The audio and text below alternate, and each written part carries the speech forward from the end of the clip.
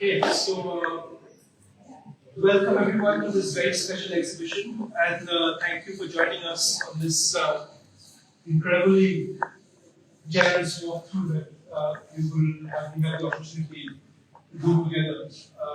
And it's my fortune. Yeah, so thank you. So thank you, Roobina, firstly, for coming and joining and making this possible for us.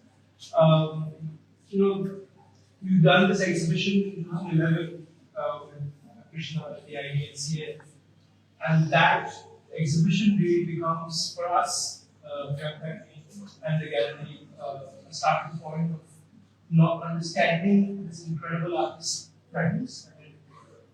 When we met Krishna, we were already 7 decades into his practice, but the importance of that exhibition that we did was so crucial for us. So thank you firstly for doing that, because it set us on a path of discovering this amazing artist who then became a person who influenced so many other artists. So this exhibition, for all of you, is an exhibition on friendships, on the relationships that Krishna made through his journey as an artist, as an educator, as a friend. I think we can maybe talk a little bit about your interaction with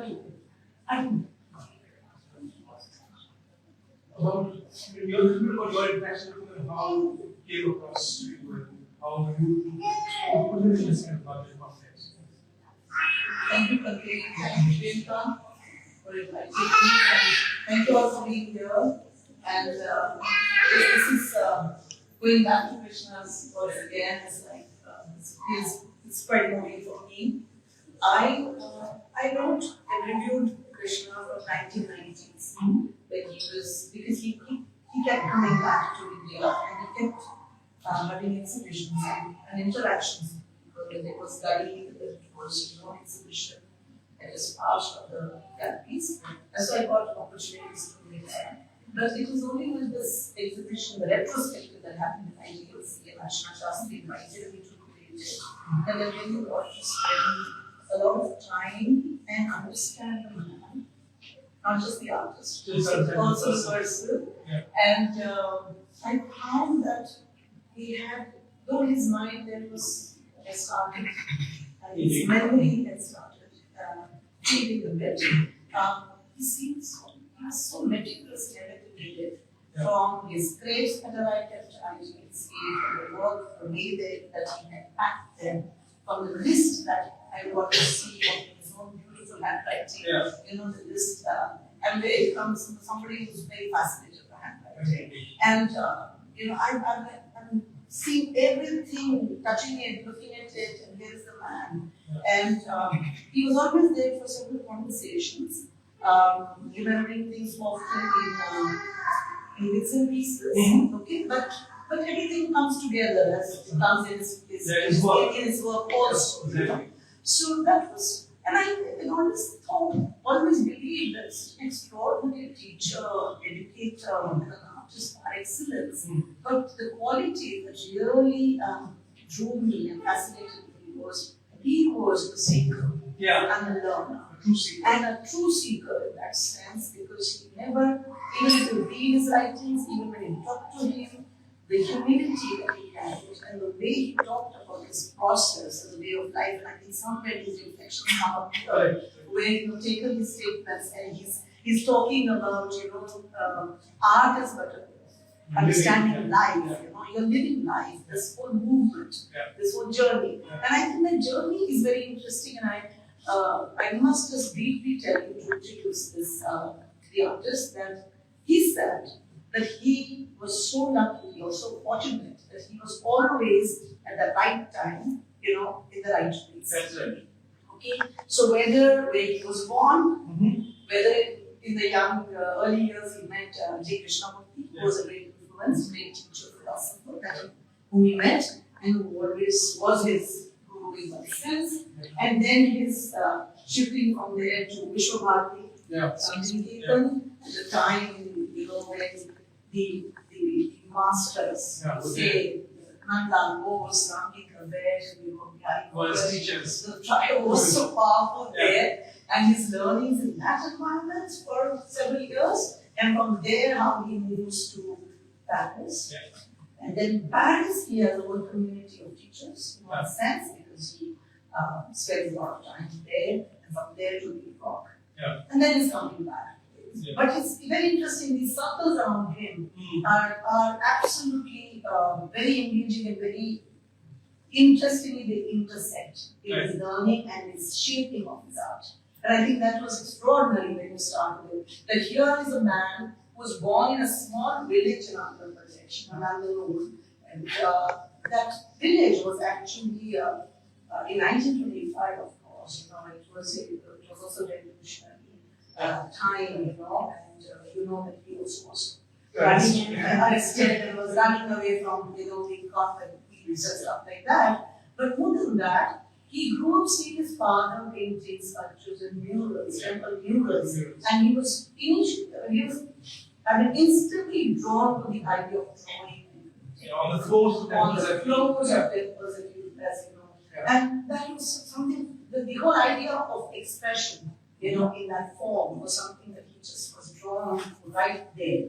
And he decided, and of course when he went to school also, I think Krishna Reddy was very instrumental or a catalyst who really told him that it was very important for him to explore other places, to move and journey around and open his mind and the horizons that come. The sky is so vast in terms of it, and the terrain of art is so vast and with tremendous possibilities. So what should this child do who was very creative, who was very fascinated by the idea of expression in a visual form?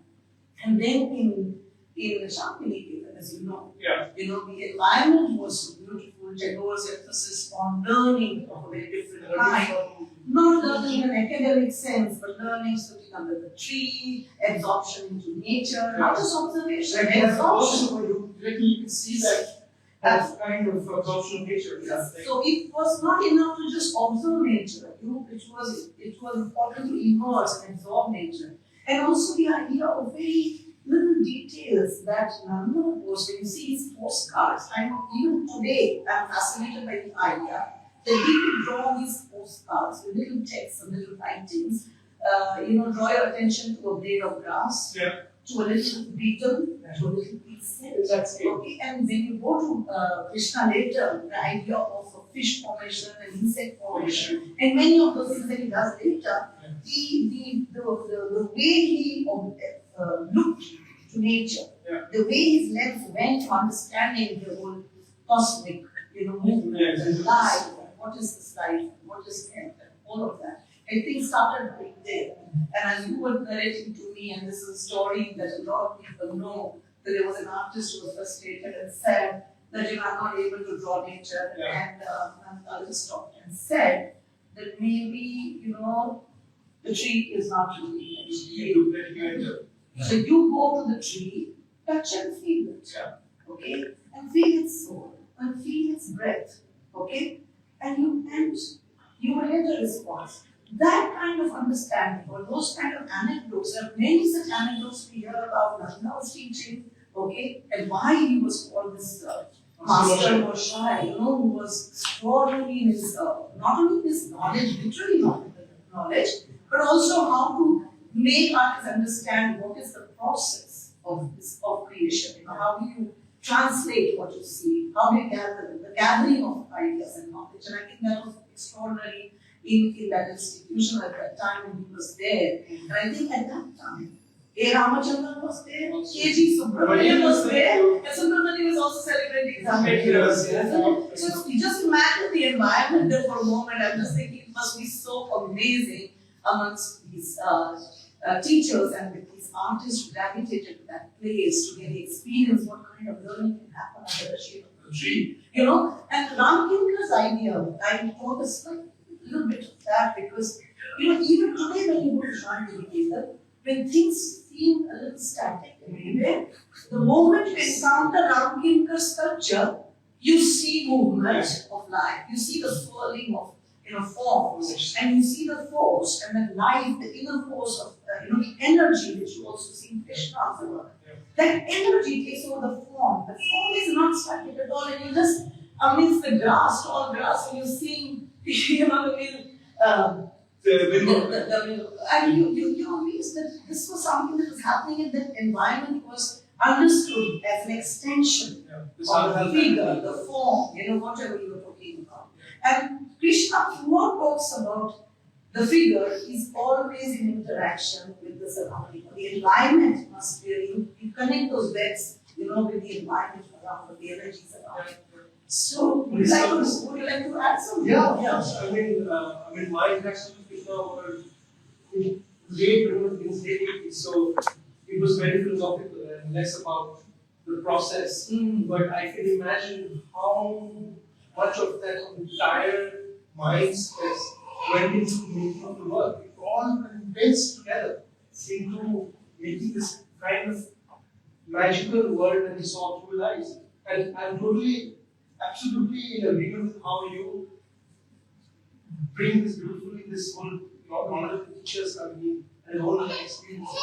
So in the lines that you see, in the representation of nature, you see an abstraction, but then you look at the details, like for example, you set up with the butterflies, right here the butterfly formation, this piece, and the details you see of the butterfly from afar, it looks like an abstraction, but then when you say the name butterfly, then it all opens up in many ways.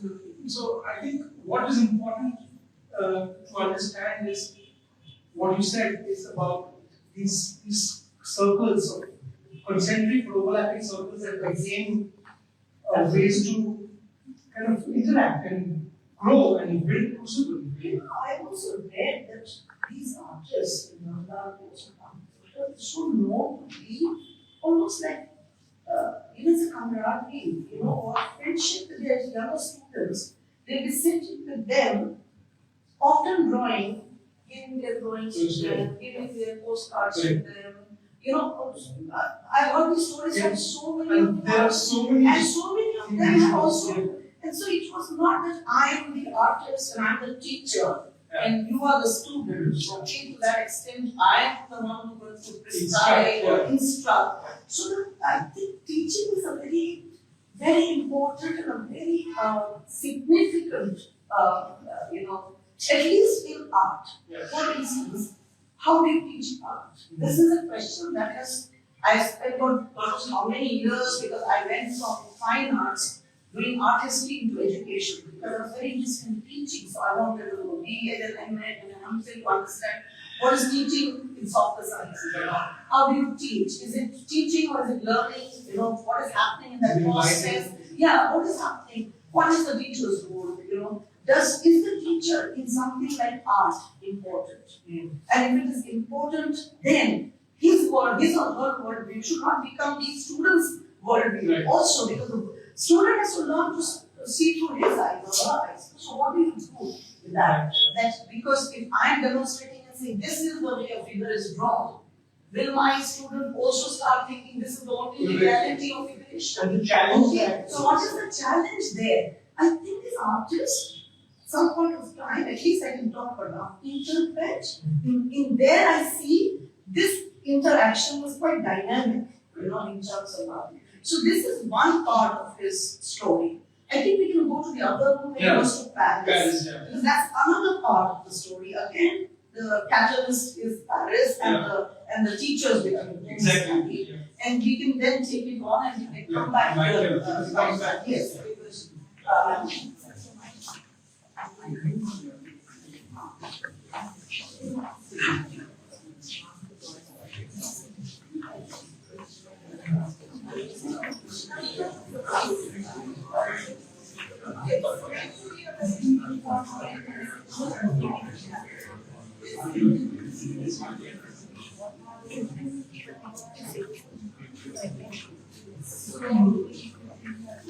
think I have to congratulate Priyanka and the team for this room as also a midpoint.